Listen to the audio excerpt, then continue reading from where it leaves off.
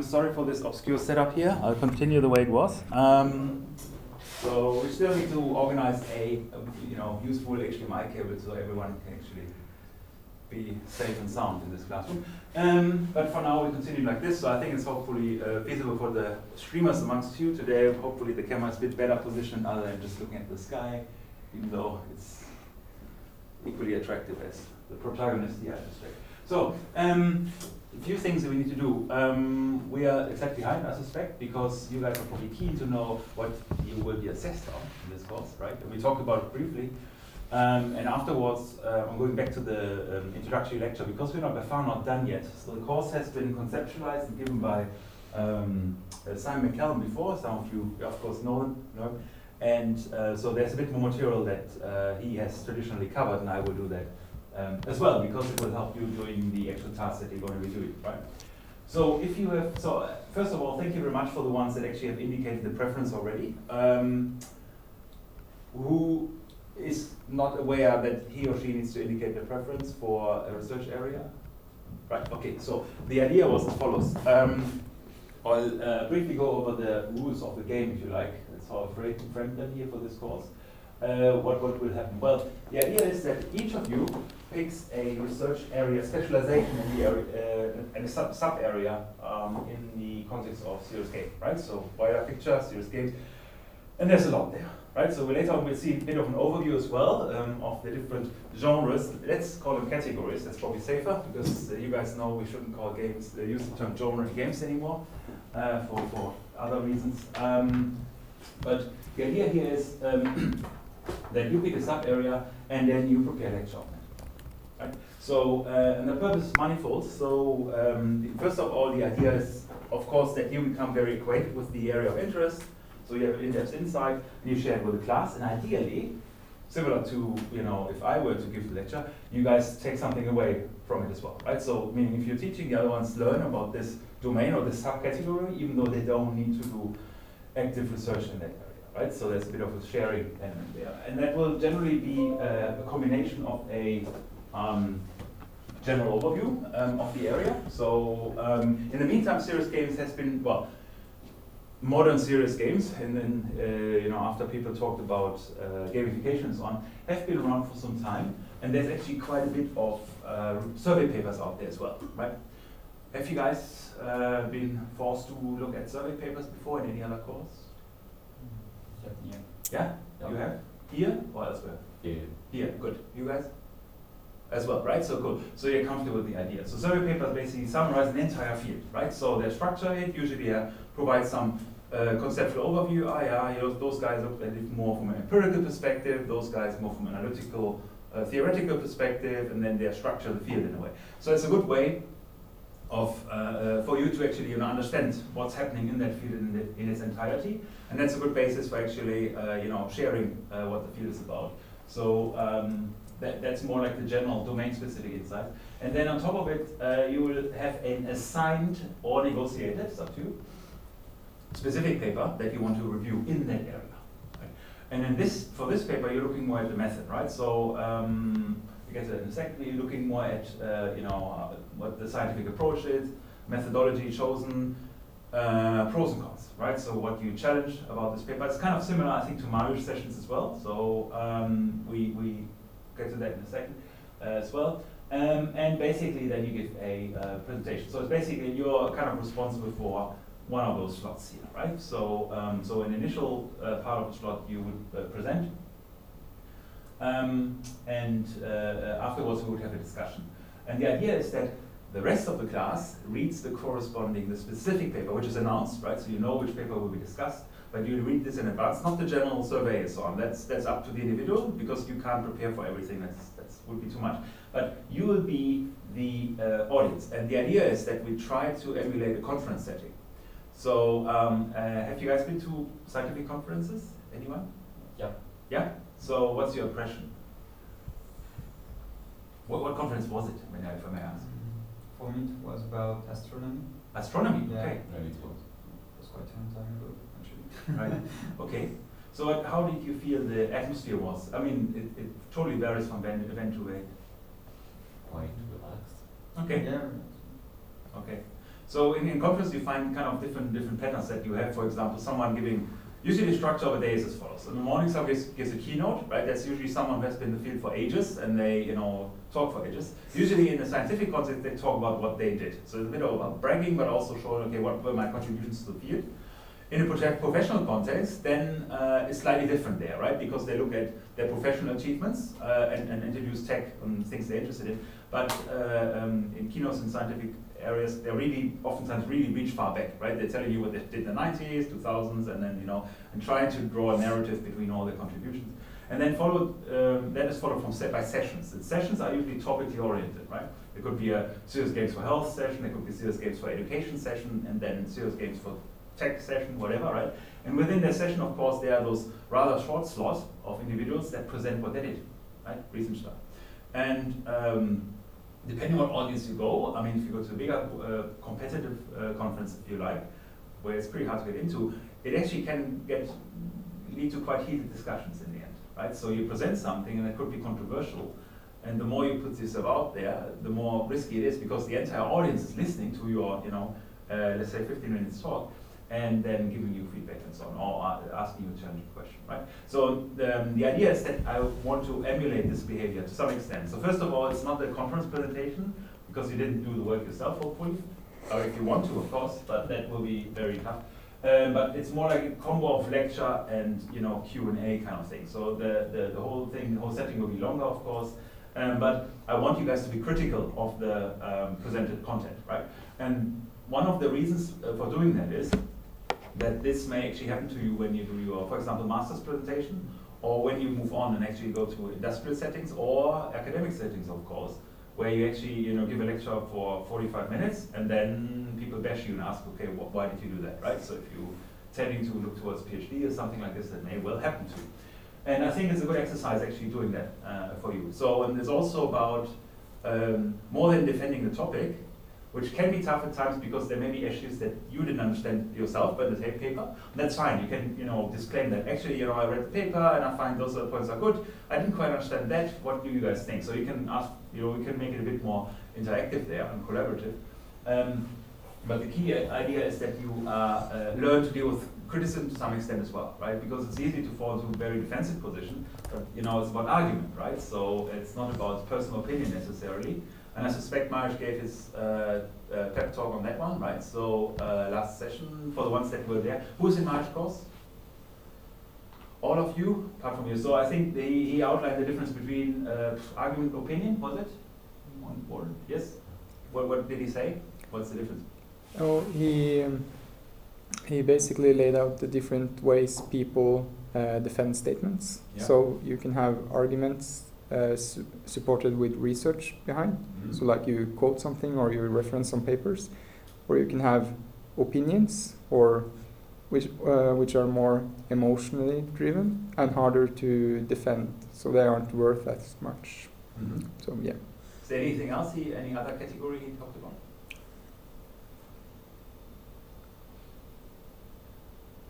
That's fine. That's the main points anyway, right? Yeah.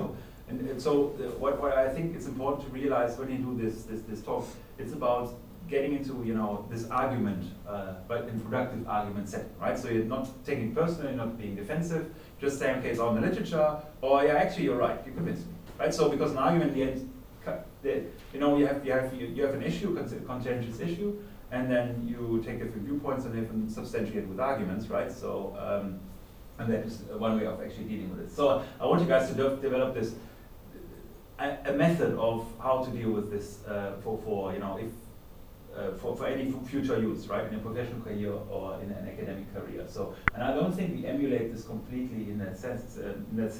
That's why I want to do it in this paper. Or thought about doing this way. So I talked with Simon as well, and we thought, okay, let's try that one, see how it goes. It's a bit different from other papers.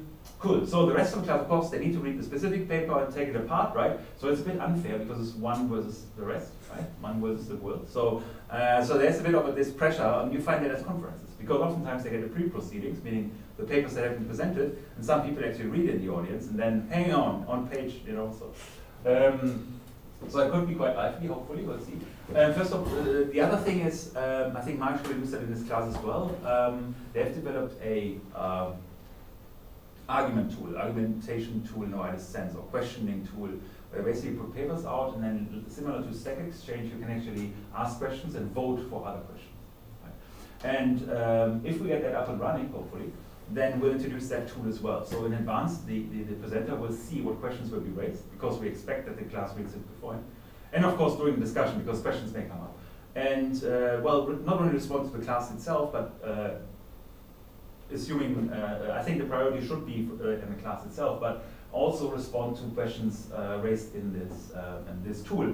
And even if the individual doesn't do so, it's still helpful, because in addition to the presentation, of course, you need to write a report. Right? So, of course, nothing without essay or writing, right? So, bachelor's all about programming, master's all about writing, right?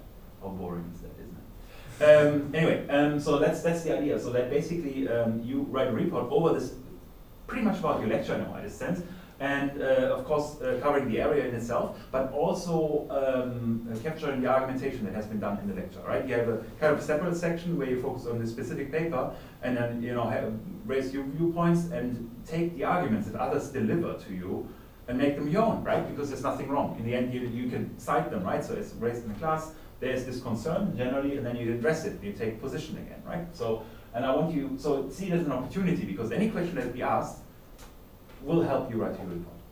Yeah. So that's the idea there. So if you do that the first bit well, actually prepare your lecture comprehensively, you're pretty much there in writing your report, right? So as opposed to going out there again and looking at the literature. So if you do that in advance for that report, for the lecture, then it will be really smooth for you writing down the report, I suspect, right? Unlike in the other papers where you actually do the heavy load, heavyweight stuff at the end, right? So that's at least the intent. How well that works? Well, there's always an experimental exercise here. So in the end, it's also a bit of a game that we're playing, isn't it? So I mentioned before, so I changed this whole description a bit so you can read through it yourself at your own time and pace. The report is to be written in IEEE format, so other courses don't necessarily prescribe the format, some do, some don't. I just want you to look at the IEEE format because it's a pain.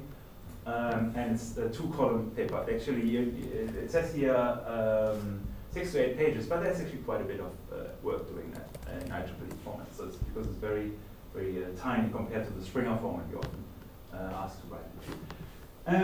Cool. Alternatively, I mentioned that before, you can develop a game yourself, right? But then you need to conceptualize it, defend it to the class. Whoever wants to conceptualize the game, they probably need a bit more time, so that would happen later in the year, in the semester. And you would also, of course, relate this to literature, right? See if other people have done a similar game, what category it fits in, and so on. But you, of course, don't need to focus so much on other people's work, but you still need to embed it, right? So it's important, because in your masters, you need to do the same, right? Masters, contribution, what's the context, right? So we don't reinvent the wheel, right? So that's the same there. Cool, and the markers across this entire thing. So yeah, so that's the final block. Questions regarding this, the principal procedure? Well, if anything comes up, issue tracking or next session is no harm, right? So a few things, of course, that we need to do. One of them is to delineate research areas. So coming back to your concern, you would want to indicate which area or category of serious games you would be interested to explore.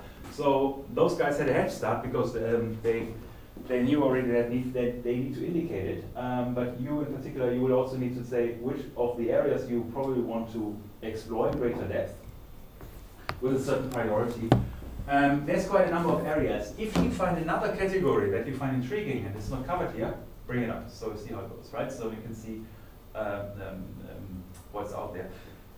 I recommend you, while you're looking for areas of interest, for the ones that haven't voted yet, bear in mind there's, to varying extent, work in those areas, right? So some areas are reasonably recent, right, in terms of serious gaming. Some of them are much more entrenched. Education and health are more the standard kind of topics, whereas some other ones are a bit tougher in terms of finding resources. And perhaps one of the talks could also be more general. So most of them actually look at subcategories, but if you feel like you want to give a bigger overview, however it looks like, or different theoretical organization of serious games contributions of fields, like taxonomies in a way, then I think it could be also a sensible lecture if you just want to talk about the big picture, right? So if anyone feels inclined. But of course that would only be for one individual. I don't think there's much more space for others. In addition, if you want to feel inspired or look at other work in this area, I put some resources at the bottom, some scientific resources for now. And I will explain this further. I think I've also put non-scientific down there. But so there's journals, the International Journal of Serious Games, that could of course be a good source to be inspired at least, right? So look for related work.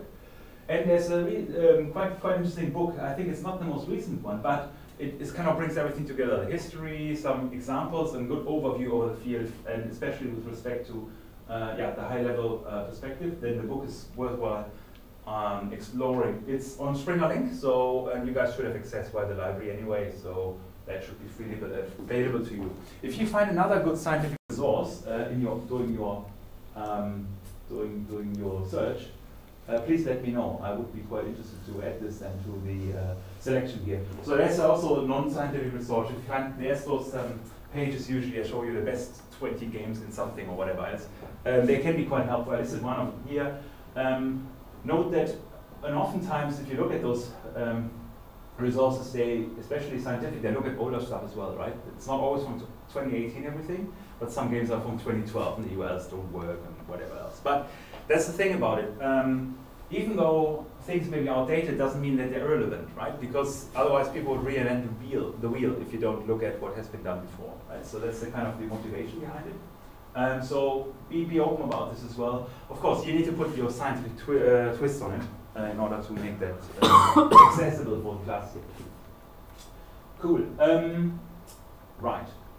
So those are the papers. It's linked from the main page. If you have some of them are actually only links to games, for example, but most of them point to some games. Some papers or papers associated with those games. But again, you don't need to be totally tied down. If you have this area, make the area yours, I think. That's the thing, right? So if you find a better game than the one presented here, of course, go for it. And I would also strongly recommend you to provide examples, right? So example games, or there's different pathways of doing it. Either you present the area and then pick you one specific game, or you're using a game that you deem representative and use this to exemplify the entire area, right? So you can generalize from the game that you're actually looking at, and looking, for example, the game characteristics and how it relates to other games and so on. But I think there is a bit of creativity. I leave you space to explore. So there is another link called Paper Review and Presentation Guidelines. Yeah, so I collated a lot of pointers with respect to, of course, the presentation, but also the analysis of games. For the presentation, again, it's providing initial outline, basically a procedure, what you're expected to do, and some hints providing examples in particular. And one of the things that I would recommend you to do after each presentation, I'll tell that now, but it's probably worthwhile always to have a pen and paper with you. Because sometimes really people make good points, and you really want to jot down quickly what was that, right? Because after that longer discussion, you actually forgot what's going on. In lectures, we sometimes do that as well, that we actually afterwards sit down briefly, hang on, what was the discussion point here? Is that something I need to carry over or relevant for next year, right? So, so that may actually be in your favor for writing the review afterwards. The review, okay, more general questions, you know, how relevant is the paper? Does it contribute to the field, or is it just a burden? Does the claims that the paper make actually correspond to what they actually explored, right? Did they use the right evaluative tool to assess any of the claims? Do people actually learn something from it?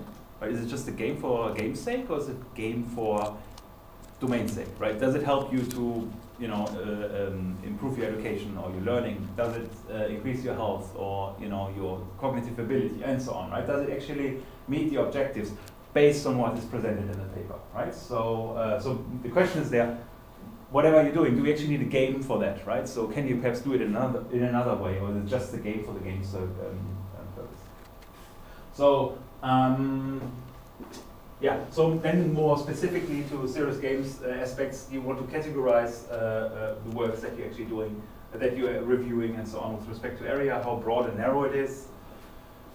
And with the target audience, of course, right? So who is the game addressing, right? Is it the general audience or more specific audience, right? So, and the last question, which we come back to, who's actually a customer, right? So who pays for the game? And we get to that later because I'll still talk about this in the general talk earlier. One thing I found a few days ago, it's actually quite interesting. It's extract here from a paper from Benjamin Soberkohl at Ali, from the area of energy research and social science. So, but there you see how cross-disciplinary the problems in fact are, the understanding in fact is.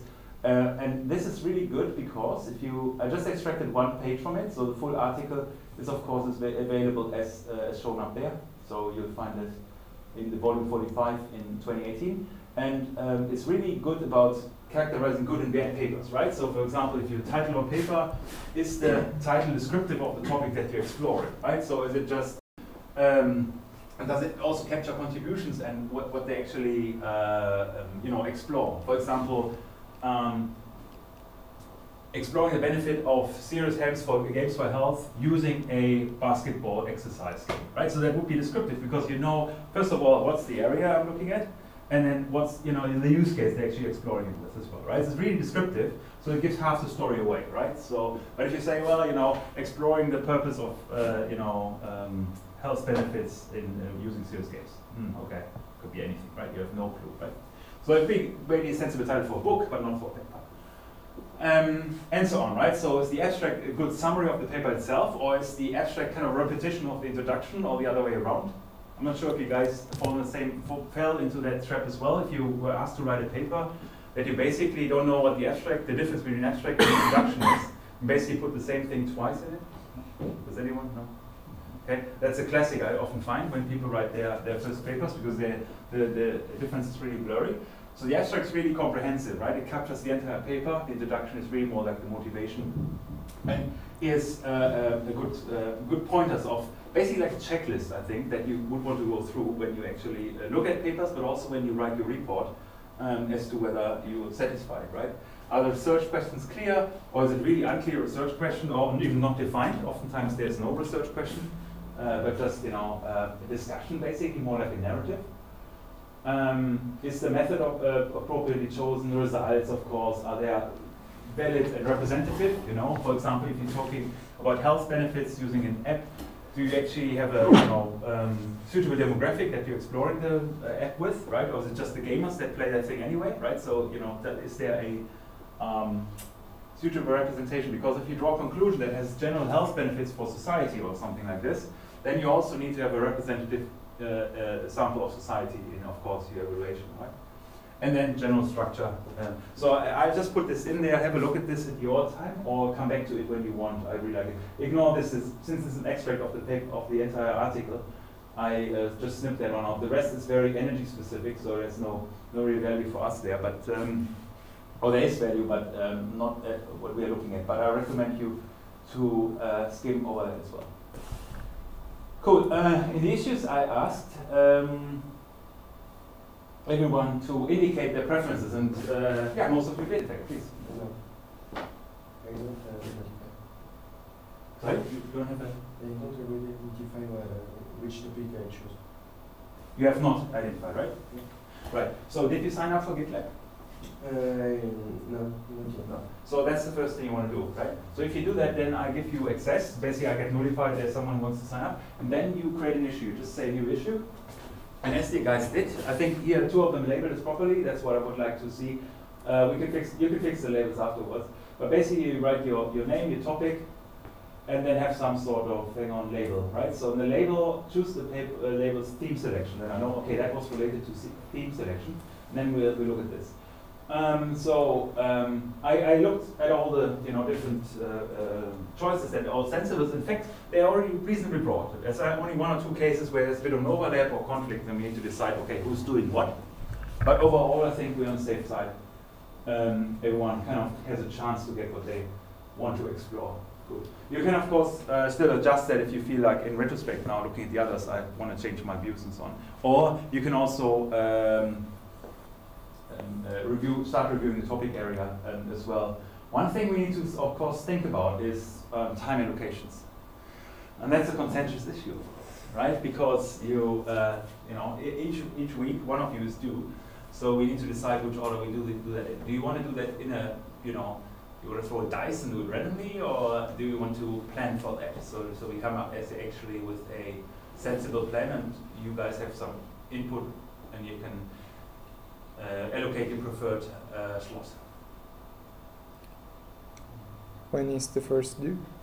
So this week, so of course me, next week we have an overview of our Stereotypes for Health by Simon. He will do it remotely, that's the idea, because it's deep in this area. Afterwards we talk about education from a theoretical perspective, not necessarily from a Stereotypes perspective, because education is a tough one in the sense that there's a lot of theories there, and it's really hard to spot the theories if they oftentimes not explicitly expressed in the papers. And you kind of need to link back, okay, what kind of theory was it actually? So I think it's, hang on, following this week, 2 more weeks of non-availability on your part, and afterwards there would be the first opportunity for anyone to present, right? So in 3 weeks from now, would be the first slot, right? And then from then on, weekly in a way. There's one interruption during Easter, I believe, around the Easter time frame, but this is fairly late in the semester, so at this stage we're probably closer to the report writing phase anyway. So what about that? I'll come up with a spreadsheet, Google spreadsheet, indicate the dates for now, and then you can indicate your, put your names in there basically, right? So to preferred slot. If you feel you want to have the same slot as someone else, put your name next to it, and then we can bring it back to class, negotiate it. I would like to have a consensus-based outcome so that we're all kind of happy or find some compromise, right? Of course, there's an implicit first come, first served notion in there, but sometimes it may also be, from a topical perspective, sensible to shift things around, right?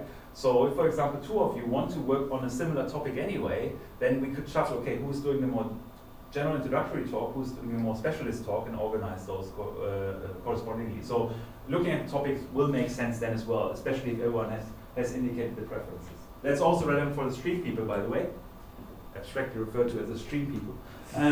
So they also need to indicate their preferences, and I know they're watching, so that's good. Good. So yeah, I make that my task, and I send some updated an issue probably, and then ask you to have a look at it and indicate your preferences, and we go from there. In terms of rules of the game, right? I was making up some deadlines, which are kind of not hard and fast at this stage, but I think that makes sense. I try to avoid too much contention with other papers. Well, within the semester, right? I mean, there's only so much you can move really, realistically. So the idea was there, apart from the lectures, the presentation schedule, which we still have to flesh out, that there's a preliminary version of your report would be due in 15th of April. And when I say preliminary version, I mean, well, something I can have a look at already, right? So think about it like an insurance policy, right? So if I look at it, then and I say, yeah, it's okay, or have a look at this, or can you approve that, then it's in your favor probably to get that feedback, as opposed to writing a blog that totally being off, and then no one is really pushing you in the right direction. So my aim will be just to look at it from a methodological approach. Did you answer the right questions? Is there outstanding issues? Did you actually formulate it in a scientific report sense, or is it more like a novel, or more like a blog post kind of thing, right? So we want to get away from that. It's usually a pep talk, Myers-Briggs as well, blog posts versus papers, right? Because some of you may be inclined to use blog posts as resources, which is per se not necessarily wrong. It's just that they're usually more on the opinion side as opposed to the argument side. Not necessarily, but often. In fact, sometimes blog posts actually link to a scientific paper. Then it becomes quite interesting because the boundaries become very great. But anyway, so 15th of April, final version 28th of April. I want to do a bit earlier. So, and I think it makes sense because technically, I would recommend you guys to basically start writing a report as soon as you gave your lecture, right? Because then you did your input already, and you have the output from the class, in the discussion and so on. So you can basically pretty much wrap that up early. There's no point leaving it for the last minute. At least that's my view. And finally, of course, we have oral exam, which is, well, tentatively around the 8th of May. If that really doesn't work, or we can still shift those dates, right? But I think you have then a rough target which week we're talking about. And I still organize, you know, the second marker and so on. So anyway, either Simon or Marish most likely, depending on availability. But we can work around this. So we probably have more slots. Probably, in fact, I'm not sure even if you make it in one day, depending on the number of people. Perhaps you need to make it 2 days anyway. But closer to the time, we'll talk about this. But just you could, you know, pencil that in vaguely into your calendars already, so you have an idea and can do your own time management a bit already. The oral exam will cover, of course, specifically your report, but generally also other aspects, right? So if you think you get away with this holding a lecture, not showing up again afterwards, no. So you know, so the idea is that you have you have learned something from the course more generally. So it was a long talk, I think. Questions regarding whatever I said right now? Is there anything unclear in terms of, you know, tools and usage and topics and thoughts? No surprises. So I briefly talked about it before anyway already, so it's not too much new material. But now things are becoming increasingly hard and fast. So that's the key idea. Cool. So I want to talk a bit more about serious games. Do you guys need a break, or you know, get some air, or are you okay, or you survive for another 10 minutes, or do you want a break or not? No? No. No?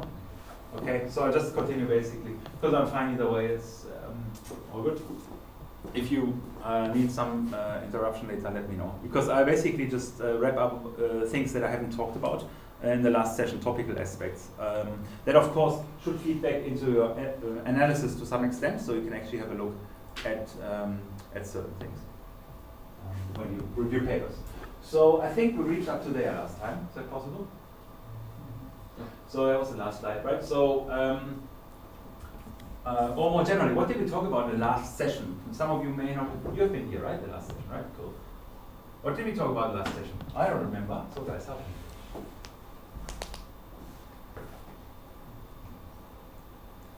Jog your memory.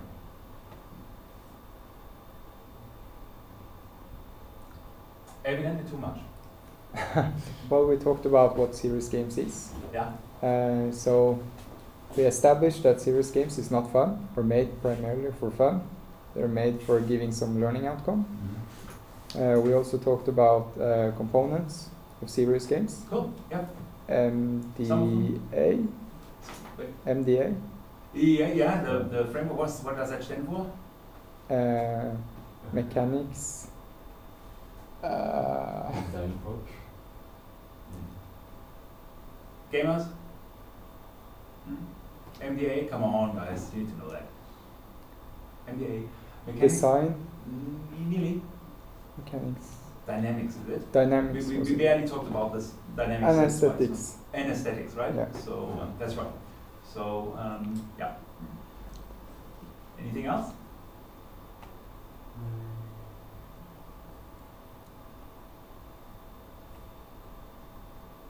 Balance? Anyone? No? Talk about balance, right? Why is balance important? It was parts of mechanics.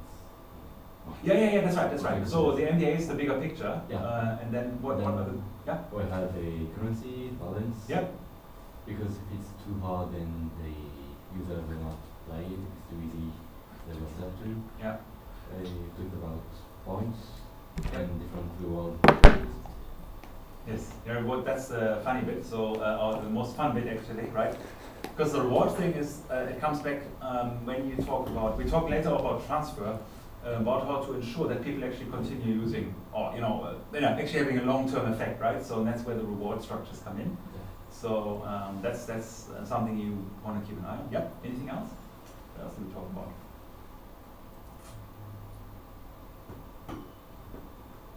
There was something we talked about that on face value doesn't seem to be related to serious games at all.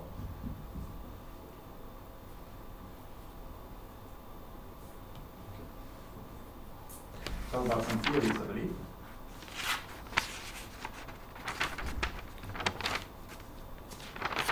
Behavioral theories, motivation theories. Good. Now I know where I lost you. So let's go back there and start from scratch. We talked about some theories of psychological theories, right? So that look at either, how are you individually motivated, right? Self-determination theory was one of them, right? So we had like intrinsic, extrinsic motivation, right? Is it driven from the inside, or the other way around? What would my serious game do to get you to actually, pursue the tasks I'm interested in, right? So, for example, if you are environmentally conscious and I raise an issue that's environmentally sensitive, I may actually activate your intrinsic motivation to collect garbage, right? Or litter, right? So in the park or whatever else, right? So that's the key idea, because the idea is that if I know how you are intrinsically motivated, it's very likely that you are be long-term committed to the task. If it's just intrinsically motivated, it's like the rat in the lever. If you give me food, right, I will probabilistically continue to pursue that task, but probably not sustain it in the long term, right? So it was one of them. And we looked at some other aspects that relate to attention, right? So, for example, if humans attend to each other, they change their behavior already, right? So there was the Hawthorne experiment. Basically, it just said, okay, any chain or any attention to the subject of the observation will lead to a change in behavior, right? It's not about what you change, it's just the fact that you care, in a wide extent, right? So if you had an application, for example, see this game, and if you want to translate it into our context, if you had an application that would ask the user frequently, how are you doing? There could be, I say with care, there could be a positive impact on this, right? So if you have, for example, you have an anti-depression app, which deals with people which require a bit more attention, basically substitute the care factor. This could be that, actually there may be an overall, better emotional state of those individuals, right? So, not guaranteed. Of course, if you ask every 5 minutes, that's probably not going to happen, right? So that's kind of the annoying apps where you actually switch off the vibrate and sound and everything on your phone, so the app will never get you again. Of course, it's a matter of balance again, right? So it makes actually sense. And then there's the theory of planned behavior and the follow-up theory. So quite a bit complex stuff, right? So they looked, for example, of how do you behave, what do you value, right? In contrast to what society values, right? And then related to how much control you have or need, right? Some people are really more like on the control side. They need to be able to control the environment, or at least to be able to withdraw from the environment, so they have retained control. And others, they are just out there, they don't care, right? Whatever. I'm flexible. I'm happy being exposed to third-party forces. My favorite example is diving, because it's really like you have. I don't have this example, the case of saying, oh, there are two types of people, but there are kind of two types of people. They are the ones that actually really want to control the environment. When you go diving, you kind of need to give up, right? You need to give up your control. You control ascent and descent, right? And breathing, of course. But what happens in the environment, if there's, if you're potentially attracted by a seal or anything else, or if you're suddenly exposed to current, right? So you're washed to shore or something like that. You just need to give in, you just need to let go and see where you end up in the end. It's not something that you control anymore, right? If you have controlled people and they face adverse weather situations, they will freak out, because that's actually a case where you simply can't control anything, right? In some cases you don't have a chance to control the environment. Here outside we can go inside, right? So it doesn't matter. Suddenly you have in a controlled environment, you don't need to care what's happening there, but at least you are in control of yourself. And some people actually appreciate that they are out of control in a way, right? So taken away, and nature takes over in that sense. So, and depending how much you value control in this particular model, would affect your behavior, right? So if you can't control the environment anyway, you may give up, right? If you have a certain element of control over your behavior and strong level of agency, I want to get something done, you don't care about what other people think, you just follow your own values in life. Yeah. So that's how those theories come a bit in to understand how people tick, and that's why we end up here saying, well, not all theories fit the same way for everyone, right? So, and also the parameterization, if you think about it algorithmically, is quite slightly different, right? For some people, control is very important, strong weight. For other people, yeah, whatever, right? So I just follow the mainstream, right? So it's not uncommon. So it's not easy to say this application is perfect, will solve the world's problems. No, this application is suitable for that kind of people in this kind of context, right? So and uses those kind of motivational underpinnings, right? So for you, it's a bit like you want to look beyond the obvious and look at, okay, what does the game do psychologically that hopefully activates people, right? And it can also be that you actually look at the game from an analytical point of view, look at the game, look at the underlying theory, and then look at the review of the theory itself and see, does it actually make sense, right? So you have the self-determination theory, intrinsic, extrinsic, sounds good, but if you look at the theory and say, hang on, there's a lot of criticism of that theory in the first place, why are you using that in serious games in 2019, right? 2017, right? So there could also be simply reviewing theory underlying behind it and making you a call on it. Again, in this course, it's really about developing positions, right? So if you're coming back to it, there's an issue at hand, and on each issue, right? So serious games are good, serious games are bad. Then you develop a position that's either for or against, right? And then you substantiate it basically with one or more arguments, right? So if you think about this structure for your argumentation in a wider sense, and you apply it to anything really when you review something, then you're kind of on the safe side, right? So that's kind of a meta structure you can bear in mind. That can apply to papers, the theories underlying it, or the category of serious games in the first place. Okay, so we need to accommodate different types of people. So how do we characterize different types of people? Well, in the context of games, there's other Bartle types. Who you guys know that? Because I saw it in your face. What do you Bartle types characterize? Do all of you guys know that? Cool. What are Bartle types? Stage is yours. What are Bartle types? These type. All right. So you have achievers who likes to accomplish things that nobody else have accomplished. So achievements in games, for example, is for them. You have explorers who likes to be where nobody else has been. Just find all those little details and maybe hidden away Easter eggs, for example. They enjoy those. You have the socializers who socialize. So MMOs, for example, is perfect fit for them. Guilds and all that. And then you have the killers who kind of just enjoy killing people. Right. And it's big, it's a spectrum. Like you see, there's like you interact with players or you interact with the world. Those are like different things what you like, and then interacting and acting are also kind of If you like acting, you kind of go. You're not interacting as much with the or with other people or the world. You're more acting on self-play or So you're like more driven to. Here's more like a bit more like you want to change the world, right? So and here you appreciate the world as it is and accept it in a way, right? It's a bit like the control thing. Right? Are you more on that side? Okay, screw you all. I'll change how things work in this game, right?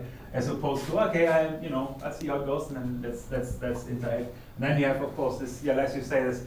Well, it's really just about interacting with people, right? There's it may be no distinct purpose of the game per se, other than being in contact with people, right? So I think also a certain group of Minecraft players fall clearly in this category, right? That want to have collaboratively construct something. Of course, not all, because you can do it alone, but that kind of is a nice, interesting. But it also fits the explorer category, of course, right? So it's not hard and fast, but that's exactly as the guys say. For gamers, if you create a game, you want to think about kind of players you want to lure into it, right?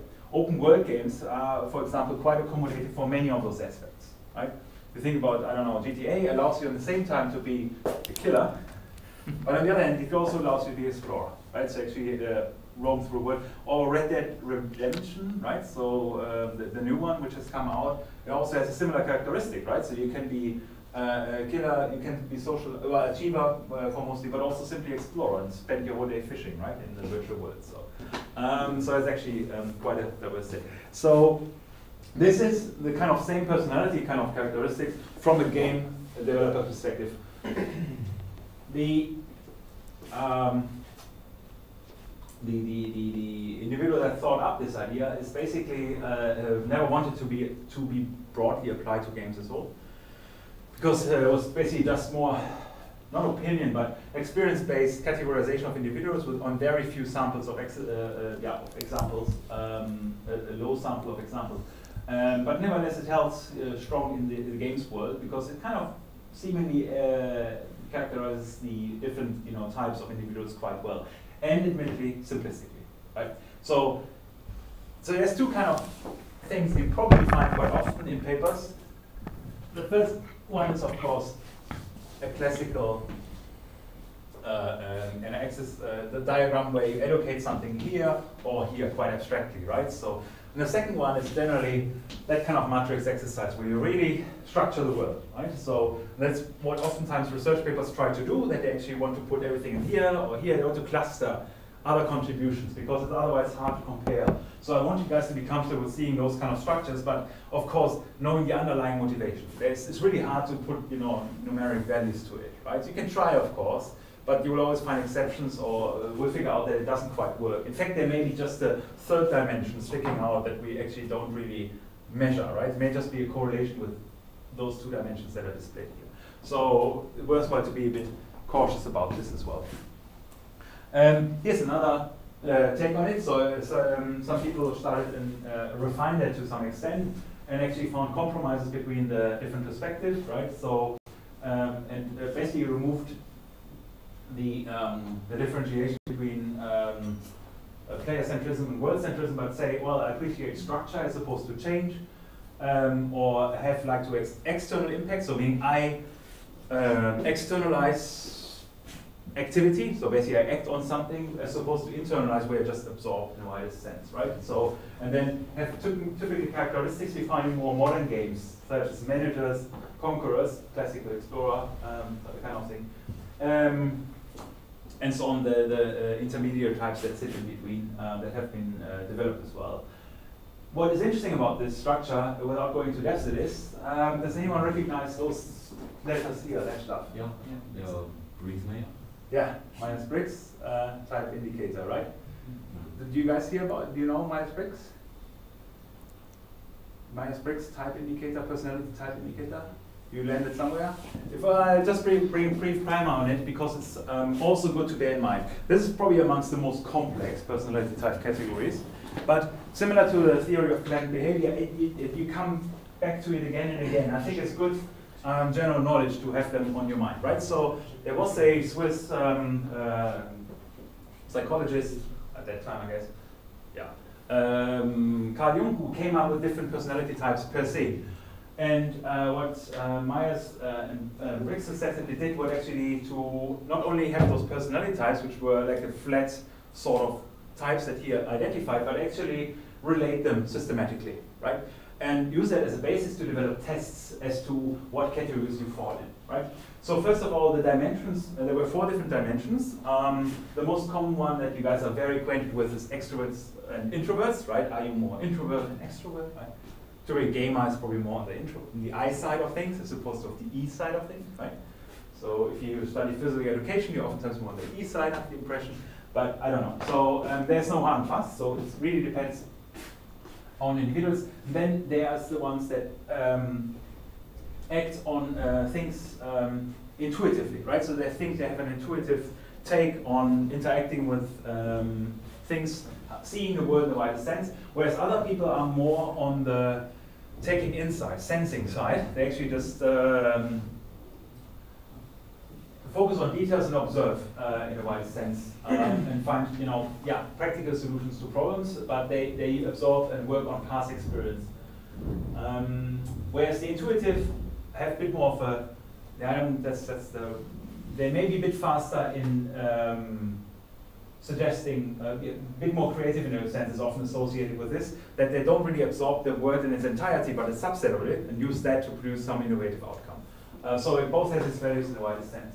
And similarly, there's thinkers and feelers. That sounds quite straightforward, right? People that actually reflect rationally and objectively, ideally, of how that is possible, about what they observe, and feelers which be more sensitive to positive outcomes, positive interactions, social values, and things like this, right? So we have this characterizing as well. And last but not least, judges and perceivers.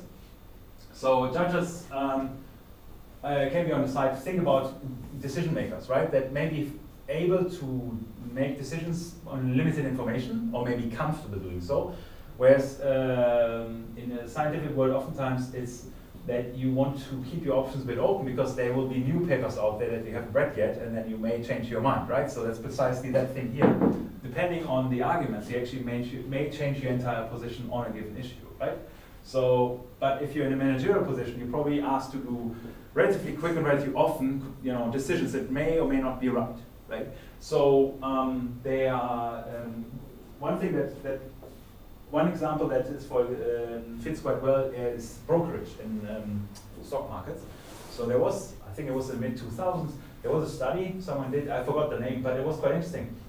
They actually observed the stock market in the US and wanted to predict which people make the best decisions, right? About buying and selling stock, right? And turns out, overall, if you look at the long-term perspective, it didn't really matter. So there was no distinct personality that was superior. On the long term, they're all equally won or lost. What wasn't decisive, however, how quick you act. So it was whether you take the right decision or wrong, that's secondary. More importantly, how quick you took that decision, right? So I suspect that many of those individuals probably would rather feel into the judge category because they're probably really quick in having, absorbing sensible amounts of information and making a call on it, as opposed to, oh yeah, I don't know, I could actually buy that one, I'm sure sell that one. By that time the game has been played, right? So here we see, so it doesn't necessarily mean good or bad, it just means they're geared for different purposes and different things, right? So if you systematically combine that, now it becomes annoying. You come up with those stereotypes in a way, right? So, and there's a lot of different tests out there that allow you to figure out. So it's quite interesting. Of course, I think there's always a bit of bias in there in this characterization. But if you, for example, extroverted, intuitive, feeling, and judging, you're supposedly a good teacher. Okay. So the idea is they are inspiring, motivational, smooth talking in a way, often clergy, also reference to clergy.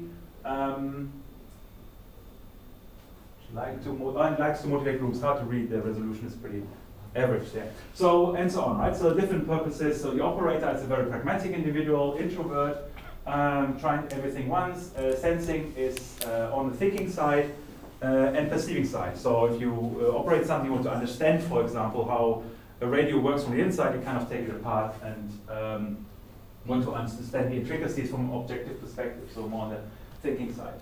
Whereas, for example, an inspector needs to make a call, right?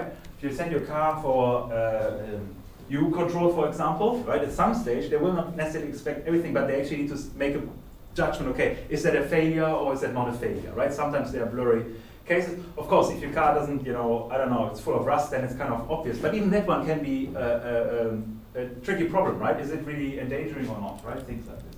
So the idea is that based on those combinations, there are like 16 stereotypes that characterize individuals. The idea is cool. Now this basically can capture any sort of individual and has minimal, supposedly, cultural bias.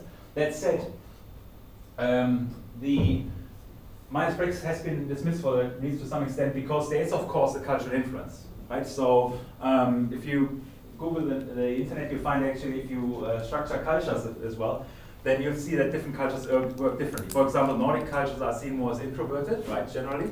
So like, whereas, Anglo-Saxon cultures are more, out there, right? So seen more as extroverted. So there is, I think on the macro level, there is a bias, right? But within a society, you can find those stereotypes again. Yeah, so it's always good to differentiate. So yeah, it's not hard and fast. But what I'm putting out there is I'm not saying that's not right or necessarily wrong, but this is probably the most detailed theory on human stereotypes or personality stereotypes that you can find. So if you want to fall back to something that's really hard and fast or want to explore one dimension of them, I like the introvert extrovert. It's sometimes quite helpful, especially if you can relate it to something else, like thinking and feeling. So suddenly, if you apply elements of this theory, you can easily expand it if you need to, if you're writing your own masters and want to explore something experimentally, for example. But I think it's just good to know that thing, right? So if you have here MBTI, Myers-Briggs type indicator, that thing, yeah? Heaps of tests out there. If it's not already there, I will link one under the additional resources in the wiki. You can just take it and usually figure out who you are. Right? So next session, I'll probably ask you guys who you are if you want to share that. GDPR, I don't know. Privacy, I don't know. But it's quite interesting where you find yourself sometimes. I'm definitely not here That's surprising. I mean, you would intuitively say I'm there, right? But I'm very introvert, so I would probably be more here in this spectrum down here, I think. Probably in the operator inspector. I think. The names are not the ones I'm used to. No, It changes all the time. that is right. So the names have a bit of a bias, right? So because they fit into a framework of occupations that you find in that particular context. So the names, they are not part of the theory. Yeah. So they are basically, extracted from it to have a clear, well-defined stereotype, right? If you go to somewhere, oh, now I'm an ISTP. I mean, come on, how much time do you need to pass that and think, okay, what is that type? That guy. But if you summarize it as in the corresponding context, if you summarize it and say, well, I'm a kind of an operator type of guy, then people have a conception, and that is of course different in different contexts. You're absolutely right. In fact, there's another one that just looks at animals, basically. You characterize individuals as animals. For example, if you're a rabbit, you feel like you're extrovert, and fast and so on, whatever else. If you are an elephant, right, so you're more on the thinking side because you take everything in, but slow moving and so on. So you'll be a thinker, an introvert. Not sure, yeah. So there are different takes on this. This is just the interpretational baggage that comes with it, but fundamentally it's for stereotypes that are existing there. So yeah. So anyway. Nothing to learn by heart, but I want you guys to be aware about it, right? So sometimes also, if you do your look at research, use your general knowledge like this one. Okay, what they actually want to do, and if you characterize something like this, you find actually, oh, hang on, they actually implicitly in this game have those. You can select those two different roles, and if you look at it carefully, they actually modeled after the IMTP or whatever else stereotype, right? So if you have this bigger picture. That may be quite helpful. So that's why I actually brought this in. So you actually can see that there may be links between different personality types and those player stereotypes. But yeah, this is always a bit of a subject to this debate, and of course highly subjective. Okay, so that's why was how far I wanted to go in terms of the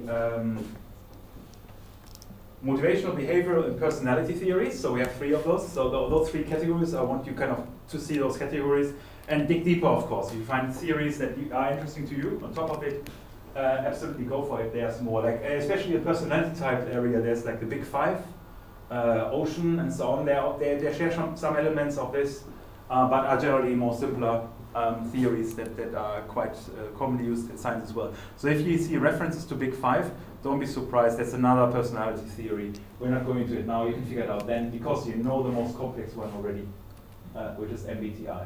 But again, you don't need to learn it by heart, of course.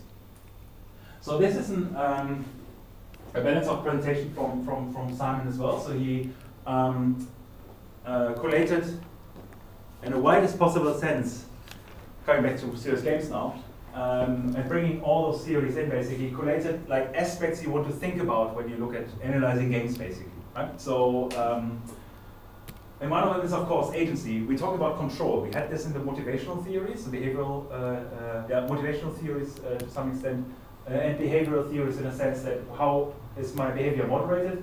Do I seek autonomy, right? Do I drive change, for example, or do I seek control, right? We had just now the acting versus interacting with the world kind of thing. How strong, how much agency do we actually have in a particular game is the question that you can look at as well. Challenge feedback, so is it about accomplishment or is it more about competence, getting something done? So you need to look, does the feedback that the game provides to the user actually make sense?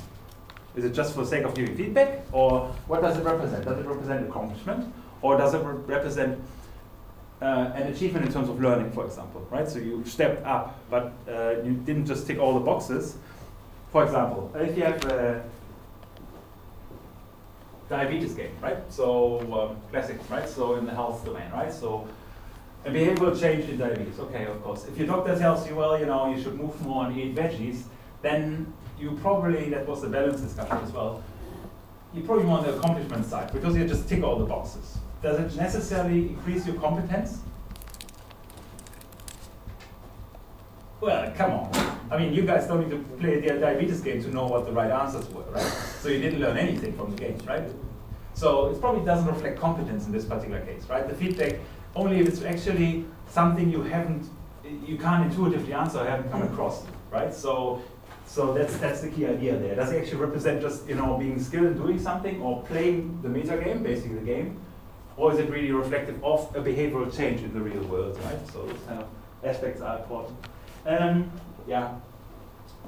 The other aspect that comes again back, you may see the links to the personality theories. Are you more a type of guy that actually wants to, create something, construction like Minecraft from scratch, or more a person that is keen in customizing the existing environment? So you're actually accepting the environment as it is, but just want to customize it, personalize it in a way, or is it really about being fully creative? The point is here, some people favor one over the others. Yeah, some people actually want to just modify existing environment, the other ones actually want to start from scratch. So of course the purpose of the serious game may then be quite differently. For example, may have a take on engineering in a way, so that you actually learn, construct bridges. I recall, that's ages ago, it's probably 15, 20 years ago, there was a game where you construct bridges. Now when you decide you're done, you actually have something drive over it. I forgot the name of it. Do you recall the name? Not really, but there's a lot of these now. Yeah, okay. That's one that came out like 5 years ago. Polybridge? Polybridge, Yeah. yeah, that's new. Right. I only recall the really old one. It was really cool because it visualized the pressure and The really old one is just called Bridge Builder. Sorry? The really old one is just called Bridge Builder. Bridge Builder, okay, cool. So, and that's the thing. So where you can actually, it's not about anything else, but actually to challenge your understanding of physics in a wide extent, right? So intuitively, of course, but those games actually have a learning outcome to some extent. Do you succeed or not? And this is an example where you're most likely not only accomplishing something, but probably also taking something away. Which kind of constructions do work, which ones don't, right? Whereas an existing environment operating there is more like an optimization problem. So, yeah. Some other games, of course, look at experimentation entirely. So that's more on the construction side, but for example, for science games, right? So example is chemistry, right? So you have those I'm not sure how many of you had that, but I didn't. But when you were younger, having those chemistry sets where you have, those little, different components, and you actually combine them, and then suddenly something explodes. But you have some smoke coming out or things like that, right? So so that's basically about pure experimentation, right? So there may be some instruction element in there, but in theory, well, you can mix anything with anything, see if it blows up, right? So, and in serious games, it's a bit better because you can actually avoid this hazard component, right? You're not burning the house down, but nevertheless, you can actually, deal with nitroglycerin, I don't know.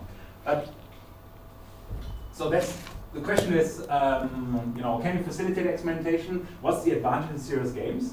And would this be something to be brought into the classroom or into the home, right? Is there something done in this area as well? So that would be science education that would go into that direction. So in how far does a game inspire curiosity?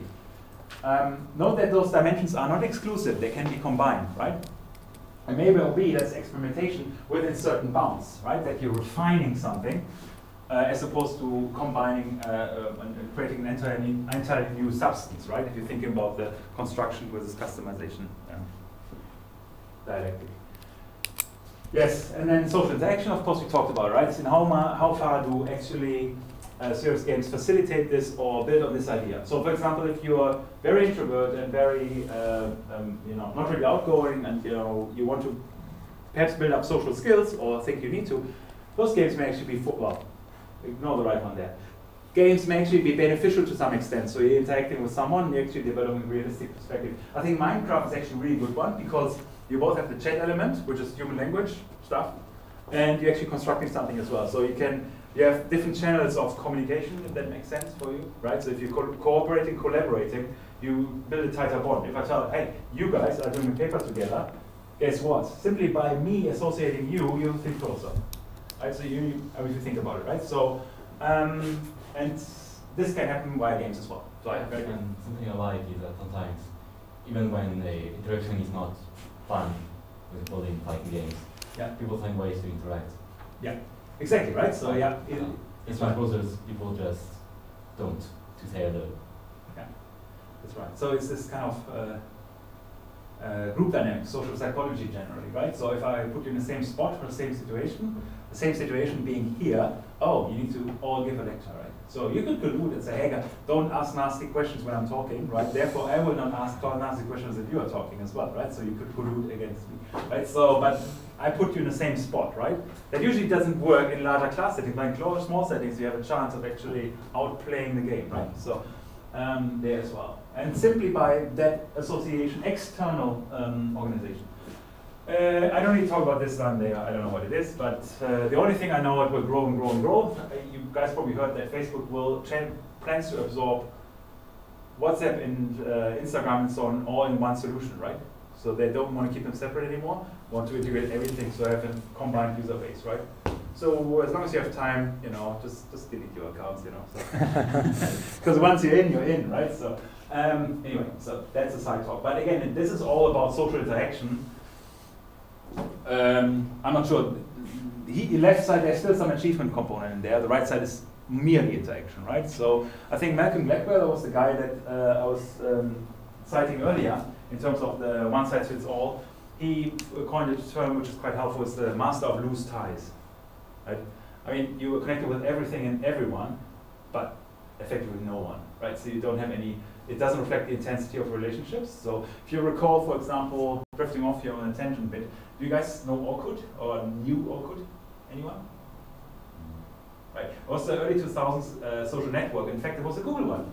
One of the many Google ones. You know, the latest iterations, Google Plus, which is going to be shut down. But before that, they had Orkut, named after the developer who came up with this. You recall that Google gives them like 10% of their time, what is it, 10 or 20% of their time to pursue their own projects, right? So, and usually some of those become spin-offs and are integrated into Google, or become, you know, companies in their own right. But Orkut was one of the social networks, and that was quite an interesting one conceptually, because what it allowed you to was to not only indicate, well, you know, indicate friendships right now, but also the intensity, so closeness, right? Are you closer friends to him? You know, yeah, no, I'm not close, right? We are friends, whatever, we are acquaintances at best, right? But you know, we are really tight friends, right? So it was interesting because that's a concept I have never seen it again. I don't know in other serious networks that you actually can prioritize relationships, right? So your wall is probabilistically more populated with posts of the close friends, whereas the acquaintances are probably more on the long tail.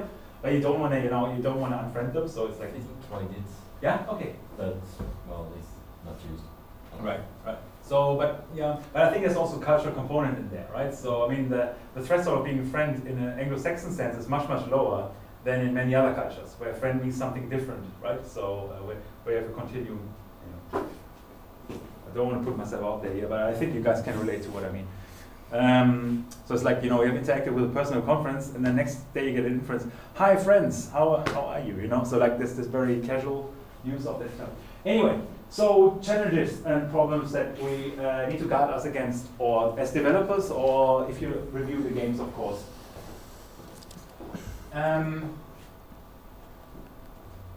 Motivations, right? So extrinsic rewards can be dangerous. You need to use them somehow, right? So you need to instill, motivate individuals' positive behavior, of course, but how far can you go, right? So again, we talked about self-determination in the sense, how do I activate intrinsic motivation so the individual does what is intended by the application?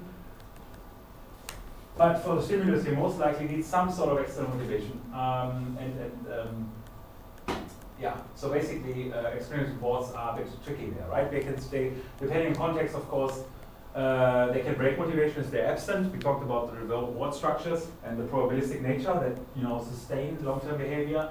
It can also be misled as being like bribing. If you have small kids, for example, right, you want them to do something and you give them candy or whatever else. Oh, sorry, only on Saturdays, of course.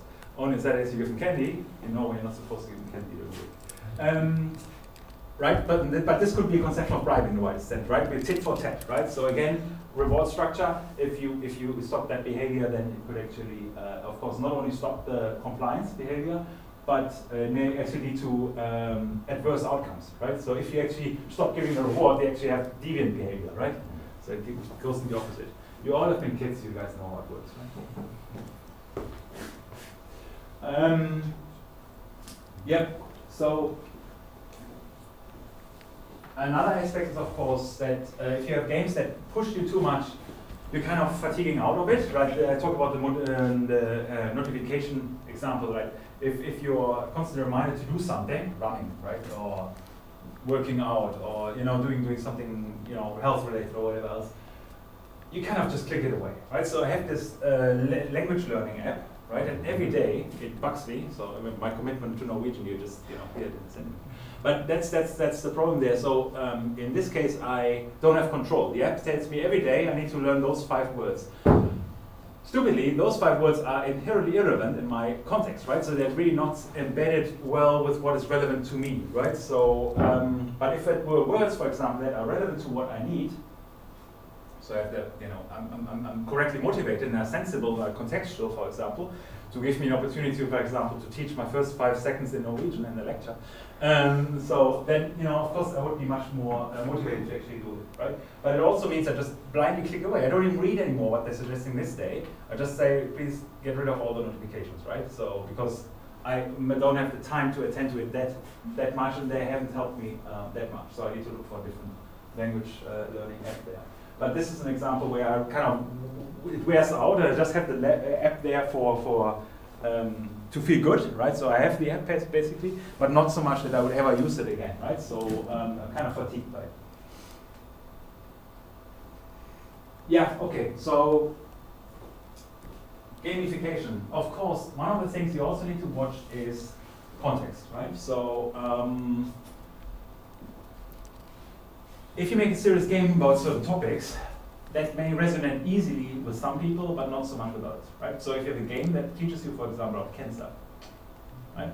That may be a very contentious topic for some people, right? Because they have experience or in a family or the like, right? So, and they may actually carry this connotation all the time when they think about this. So you need to be kind of sensitive to how you target people, how you, and also that has even the realism with how you represent certain characteristics of the game, right? If it's about such topics, right? So point is, some things are serious for some people and some things are not so serious, right? So, or relationships. You can, of course, gamify the whole life, right? So you can gamify your relationship, right? Say, okay, I need to get a few bonus points today, so actually, so then tomorrow I can play Xbox longer or PlayStation, I don't know, whatever, right? So if you're in a relationship, you kind of need to balance those the gives and takes, the payoffs, basically. So you can actually start to make a serious game out of your relationship, but that may also eventually turn out the wrong way because you're suddenly objectifying your relationship as well. So it may actually turn sideways and you don't know why you're in a relationship anymore because you're just playing the game, right? So some things are serious and it's important to figure out a way to draw the boundaries, right? Where you actually say, hey, this is sensible to perhaps gamify, to motivate behavior, but perhaps some aspects shouldn't be. Right? Boundaries needs to be drawn, and it also needs to be clear, of course, you need to be aware of the target audience that you want to attract with this, right? Similarly, if it's something that's too competitive, it actually may transpel into the transfer into the real world, right? If you become suddenly changing behavior and becoming an inherently competitive individual because you play the learning game online against others anonymously, and if you're now in the classroom, you need to show that same behavior, right? So it can also be have adverse effects, or of course quite the opposite, raising too much social awareness and suddenly you're all focus on quality of life over getting stuff done, right? So it's you as an individual. If you want to change somebody, ensure first of all you target the right audience and get the extent of change right. That's the kind of message here, right? So just to be aware of it. It's usually the kind of checkboxes you want to walk through to think about, okay, how far can I push it, right? And then of course, what's the actual motivation of building the game, right? So the risk is simply that users are just playing the game for the numbers. We talked about this, just collect points and so on. And also you need to be aware who's developing games. I mean, if you look at the Android app stores, usually a good example. There's a lot of games that are merely for commercial reasons there, right? So they're just either, nearly kind of clickbaity in a way sense, but basically just for ad purposes, but they're actually not designed at all, right? So they think, okay, it's a running app, whatever else, but it actually doesn't have gamification features. It's just written to get something out out there.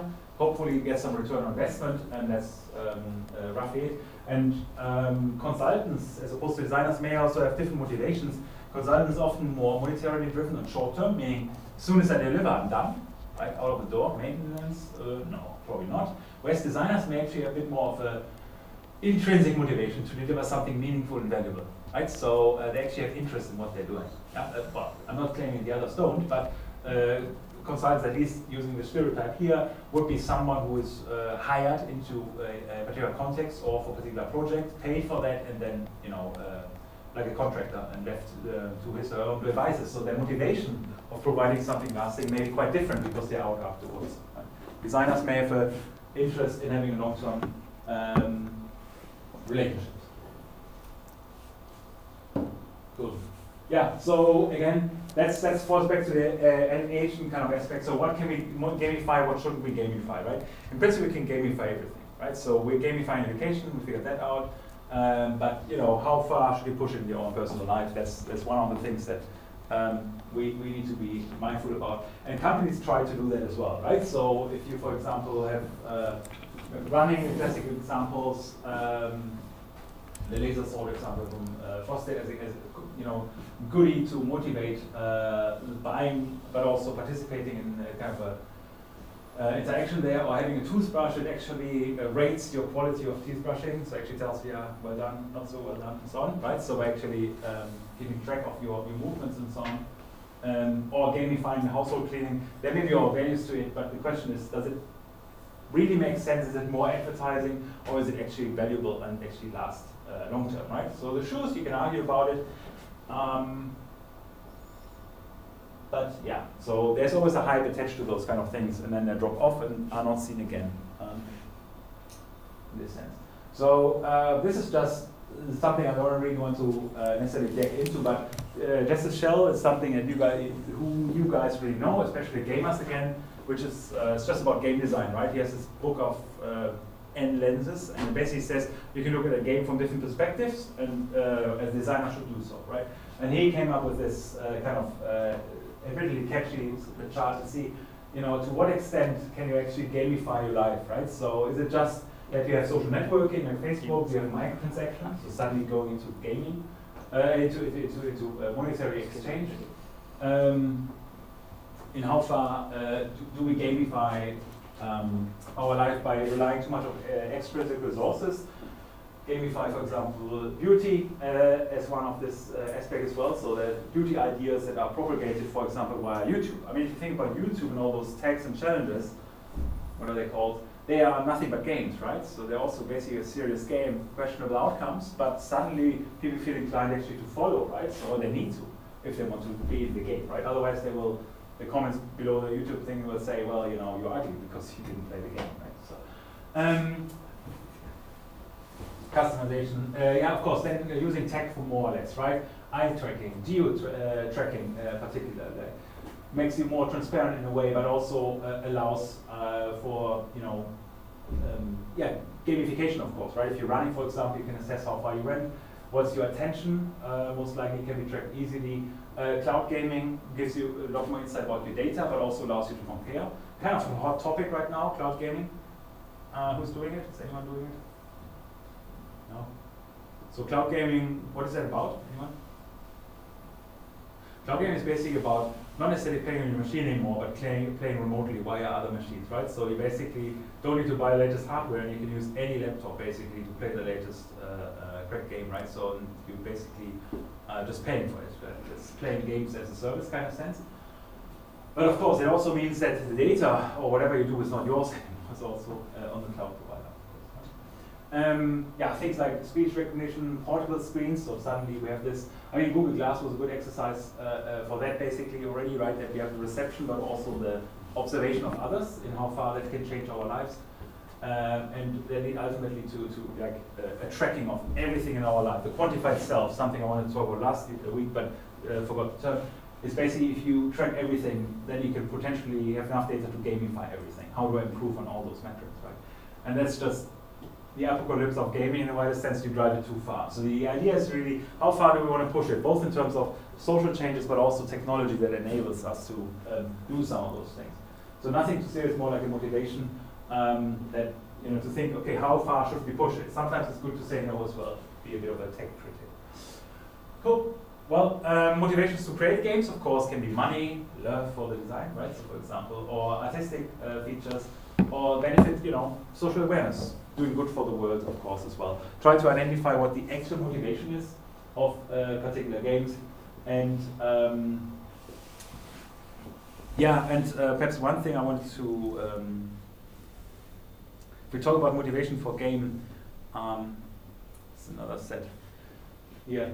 Then you should ask yourself about the meta game, right? So, what are actually the incentives for buying the game, right? So we talk about, or I refer to the Android Play Store, which I find is sometimes on the questionable side. But is it really about, you know, just monetization based on price or ads, right? The classical notion. But also, can it be the data collection, right? So is it that you provide the game for the sake of actually collecting data for research, like Folded is an example, where you actually help analyze DNA code, right? So collectively by contributing. And in fact, if you have contributed, they make you part of the research paper, so it's cool. That may be for research purposes, but of course there may also be indirect monetization potential, right? So you're getting a free game, playing a game, and they are, you know, extract the user data basically as a return. The more people are on it, the more valuable data is, so you have a potential indirect pathway of monetizing that as well, right? So, or are they, for example, political motives, right? So that's an interesting one as well. So just two examples, Folded, as, yeah, solving puzzles for science, so it's basically folding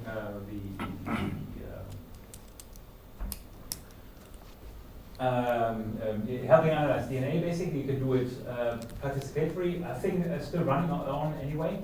And here you see the recent notification. Okay, what's the outcome of this? Over the past few years, people have contributed and actually helping understand certain genomes and so on. And they can now be, in return for that, can be part of the paper, right? That they should be doing. So there's something that you can decide, okay, I want to be part of it, I want to be part of science. But there's also another example, which is like the news game, right? So did anyone ever hear about this game? Yeah? So basically, well, you may imagine it can be quite, contentious in a way that, you know, it may stir up certain sentiments, right? Especially if you're from US, right? So basically, JFK wrote it. I think it was in 2004 they came up with this thing, and you can basically replay the assassination of JFK. The thing about this game was, of course, first of all, you bring up something that's very, you know, close to the heart of the nation in this particular case. But secondly, I think it also allowed you to try alternative variants of, you know, achieving the outcome or analyzing the outcome. So. And one of the criticisms of this game was, to some extent, that it would give rise again to conspiracy theories, right? As to how he was really killed and so on, the different pathways, and was there a second shooter and all that kind of stuff. So the question here is, what is the actual outcome of the purpose of that game? Could it have been opinion sway, right? You put in a game out there without any particular, seemingly without any particular intent other than to provide entertainment, but actually subtly you're sparking a political debate which hadn't been there anymore, right? So, and that may lead, you know, to changes of opinion, especially relevant towards elections, right? Suddenly bring some contentious topic up, and then you polarize camps, and that may actually lead to interesting outcomes, well, or not so interesting outcomes. And there's a lot of those games, right? So news games in particular, where you're investigative in a way, or you're exploring something from a different perspective. Another game called 1,000 Days of Syria, talking about the first 1,000 days in Syria, of that conflict, how it came up and so on. And the purpose there was, I think, more educational, that you get a better appreciation of how the conflict that we have now been dealing with for some years actually came about. It's often like that, right? We have a conflict, well, you know, Iraq conflict has been there forever, but do we know all the details, right? Or, you know, Palestina, Israel and so on, right? Do we actually know the roots of it? And that's where those games can come in, but they can also have adverse effects, and that was a classical example. There was a lot of calls for banning that game. But since there's freedom of speech, I think the game succeeded and was not rated in any way. So it was continued basically to be advertised and used. So the question is simply, what I want to emphasize here, and that's something you always need to question as well, who is actually earning, right? So sometimes not obvious. Oftentimes no money is seemingly involved, but behind it, in the backstage there is. So look at this critical if you look at examples, because that may be a question that we actually ask, what's the business model behind it? Okay, here are the areas. So some of them are listed, or some of them have exemplified papers that you can explore. So the big ones are generally health and education. Note that education can of course be structured in different classes to some extent, but more importantly, the health one actually is, yeah, so we have actual education games that are set in an academic setting, more like a strategy games, or is it more like educational games that could be used also for introductory training of nursing, for example, right? So getting appreciation, or architecture, or and so on, right? So simply strategy in a wider sense. So it's quite a bit of games that are out there for different sub areas of education. So, and of course also on different levels of education, right? So, in fact, here in the next program, there's frequently some people that actually look into that, how we can gamify, produce serious games for education, but also on a bachelor level. Again, the wheelchair simulator probably falls in that category as well. So actually getting used to. So they had for the internationals. Bachelor students last year developed a wheelchair simulator. So you basically sat in a wheelchair and actually used this as an input device for two things. For one is racing, that was more on the entertainment side. Yep.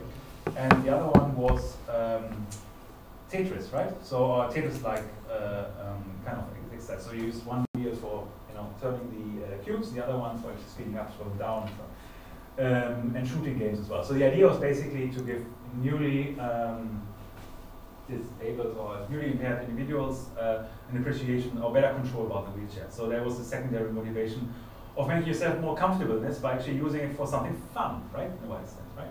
So, and I think they did a great job there. It was actually quite fun to play with it, even so at least I found it this way.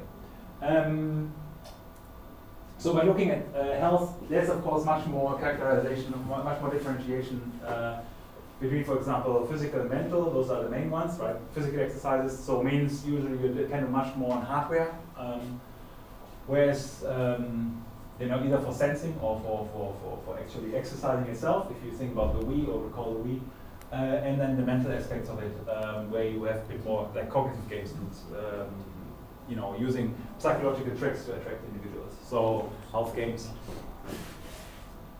Science games, we talked briefly about it. iWire was, I think it was about mapping out the synapses in human brains, basically. And there was largely my computer vision, but in some cases, especially if there's a knot situation or overlaying links, then the individual was asked actually to disentangle them, right? So the human user came in. So the idea was there, similar to science, actually contributing to knowledge in wider sense. Social challenges, so there's gamifying certain events to some extent, usually by providing an app around it.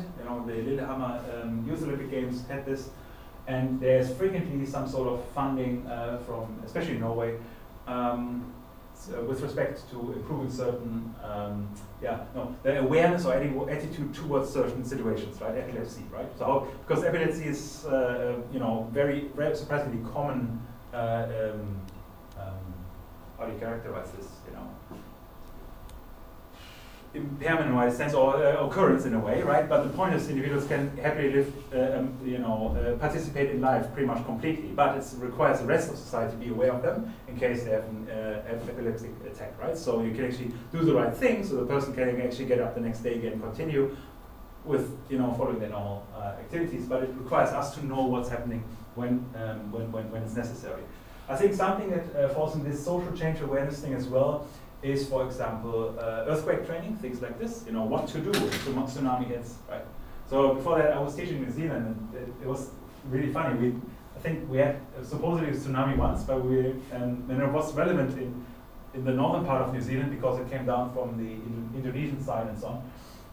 And but they require basically all public institutions, or in particular higher education institutions, to prepare students for earthquakes and or tsunamis. So and then we had to train a tsunami situation. Quite funny, but we were quite in the south, in Benin, which is 1,500 kilometers further south. So when the tsunami actually came down, it was that high.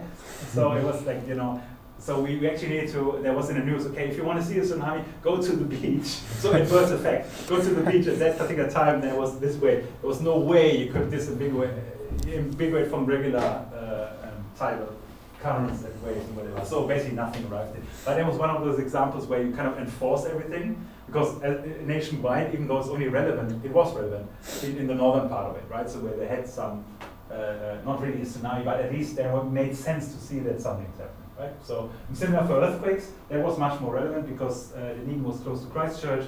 You guys probably know in 2011 there was a big deal there, big earthquake. That was also quite sensible to do that. So that was also more like an awareness exercise, what to do if something happens, right? So following this category as well.